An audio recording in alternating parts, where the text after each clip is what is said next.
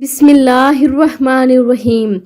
زینب T V کی طرف سے میں آپ لوگوں کے ساتھ ایک ایسی ویڈیو شیئر کرنے جا رہی ہوں کہ جہنمی عورت کے لیے رسول اللہ صلی اللہ علیہ وآلہ وسلم نے فرمایا کہ ایک عورت ایک بلی کے معاملہ میں جہنم کے اندر داخل کی گئی۔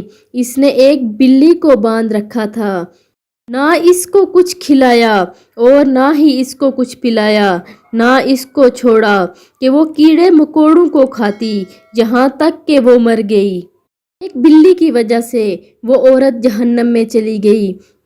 بلی کیا، محض ہر ایک جانور کے لیے انسان کے دل میں رحم ہونا چاہیے کہ اگر کسی جانور کو باندھ رکھا ہے تو اس کے کھانے پینے کا خیال کریں، یا پھر اس کو آزاد کر دیں کہ وہ کیڑے مکوڑوں کو کھا کر زندہ رہے۔